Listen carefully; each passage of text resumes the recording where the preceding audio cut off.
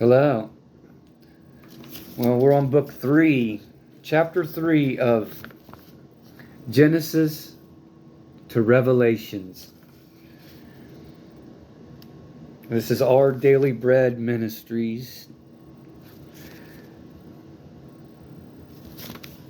The whole Bible, why the whole truth of the Bible matters. Like I said, story. It explained a little bit in the past prior chapters what story is and characters and who the author is, and there's fictional in this. I marked out story and put truth because the Bible's truth, God's breathed word. So, chapter 3, Adam's hair and the true human. The pages of the New Testament open with a genealogy for a reason. As we've seen, the story of God throughout the Old Testament is the story of failed Adam replacements. Every time God offered a new person the chance to succeed where Adam had failed, that person also failed. The genealogy in Matthew's first chapter then offers a look back across the whole field of people who, despite inheriting God's promise, didn't succeed in fixing humanity. But the genealogy carries with it a note of hope. The list of names makes the statement. Each person had the chance to be the one we've been waiting for. Adam's true heir and the redeemer of the human race. But now that list has connected Adam to the son of a virgin in Nazareth, proving that he is yet another heir to the place of Adam. Maybe he will succeed where everyone else fell short. But as we said, it doesn't seem God will find a new Adam by picking humans from the available pool. Instead, the Old Testament, especially the prophets, make it clear that something's broken in humanity. Whenever humans are given the choice to trust God or go their own way, they always end up choosing autonomy over submission. Humanity, it seems, needs to be remade. In the Gospels, the author of the text introduces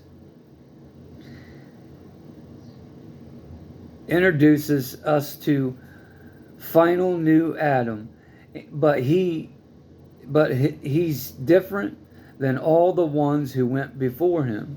This is the surprise, the unexpected twist to God's story that reveals more than any other event or action before it. Exactly who God is and how he's going to keep the promise made so long ago. In his book on the Incarnation, early church Father Athanasius offered an illustration of the problem that the Old Testament persists, as well as how Jesus is the solution. And I'm taking this is from him. You know what happens when a portrayal but that has been painted on a panel becomes obliterated through external stains. The artist does not throw away the panel, but the subject of the portrait has to come and sit for it again. And then the likeness is redrawn on the same material. Even so was it with the all-holy Son of God, who is the image of the Father, came and dwelt in our midst, in order that he might renew mankind, made after himself, and seek out his lost sheep, even as he says in the gospel, I came to seek and to save that which was lost. On the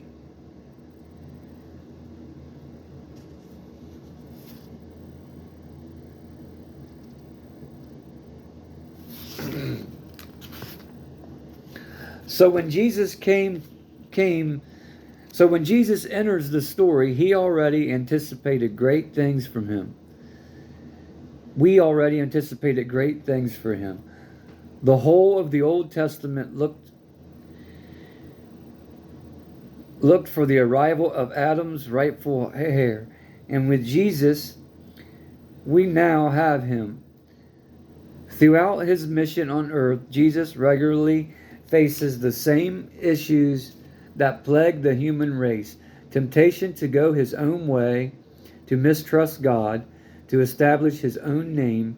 But over and over, Jesus succeeds where Adam and Adam's children failed. For the first time since the fall of creation, true humanity walked the earth again in Jesus. And the earth recognized her rightful king. Everything we see in the Gospels, from Jesus casting out demons, invaders into the sovereign territory, to claiming the storms, flows not simply from Jesus' divinity, but also from the position of the true human ruler of creation, in perfect submission to the Father. But by the power of the Holy Spirit, Jesus lived as humanity was meant to. The hero had finally arrived, and he is everything we hoped he would be. But in the story, he's not given the hero's welcome that we would have expected. Despite his miracles, despite his powerful words and wisdom, despite winning over large crowds and individuals alike, he didn't do exactly what many thought the hero was going to do. Instead of saying things like, "Down with Rome," he was telling people that their sins were forgiven, rather than setting up his own kingdom and taking his rightful place on David's throne. He was eating with tax collectors and sinners. For some, his actions were proof that he was the promised one. For others, it was just the opposite. But none of them knew exactly what was happening. He was rewriting the story they thought they knew. They were looking for God's promised deliverer. What they got instead was God himself, and the God they got wasn't the God they thought they knew. Everything Jesus did wasn't just to be a better Adam. It was to show people who God truly was. Jesus revealed God's mercy when he reached out to the unclean and the unwanted. He showed the heart of God's love when he wept with the grieving and exposed God's desire for the hearts committed to him. When he challenged the strict devotion to laws by people whose hearts were dead. Jesus was a better Adam, able to reveal God because he was God in flesh. God knew that the only way to literally deal with the problem that humanity faced was to enter the story himself. To become one of the characters on the stage, Jesus stripped bare the misconceptions about God and the deliverer and showed the great lengths to which God would go to reclaim his own. He will become one of them, but his victory isn't complete only in living the way he should. Death itself had to be unmade. The core of the curse of that came because of the deceiver. The consequences for humanity, witting and unwitting rebellion, still had to be addressed. In a garden much like the one in the beginning of the story, Adam's hair wrestled with the same temptation his forebears had, to step out on his own and do things his own way. 3 times he went to God and asked if the task set before him could be changed. 3 times he bent his will to submit. 3 times he claimed victory. where Adam failed. From there, the cross was a foregone conclusion. In the end, Jesus, the perfect human over whom death had no claim, went willingly to his death. In doing so, he satisfied the justice of God and proved that perfect obedience was worth it. God vindicated his Son in the resurrection, demonstrating to everything in heaven and on earth that through Jesus, death no longer had a claim on humanity. Adam's curse was broken. In Jesus, we have the fulfilled promise of God to reclaim what he had made. In the life of Jesus, we have not simply a single true human, but in his words and deeds, a model for a life given over to God. Jesus was both the ultimate expression of God's love and his model for humans to live in love for God and for each other. The deceased human's heart that chose rebellion can only be undone by the love of God, and that love then becomes the defining characteristic for those that follow Jesus. The law to which God had asked obedience were specific and particular ways that love might be shown. It was not obedience in itself that God was searching for, but a heart devoted to him in love that spilled over into love for others and found ways of showing that love. When we talk about Jesus today, it's easy to fall into a pattern of thinking about him only as the divine condescending to our level. In order to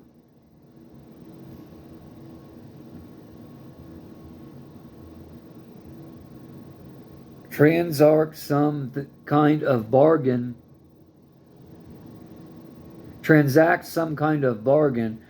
on our behalf. But the whole story of the Bible paints a much more profound picture. In Jesus, humanity was reforged into the glorious thing it was in the beginning. In Jesus, we see the fulfillment of the commission God gave Adam to rule the earth and subdue it, and to care for creation and keep it in obedience to God, to live untouched by death. Death died, the curse crumbled, and humanity awoke to the light of the renewal of the image of Jesus. The image God intended for it from the beginning. In Jesus, humanity not only sees itself, but it also sees God. Jesus is the perfect representation of the invisible God. In him we know both ourselves and our Creator. In him we see a restored relationship with God and the lengths to which God would go to demonstrate his love for us. In him we see life eternal. In him we see hope. God bless. On to chapter 4.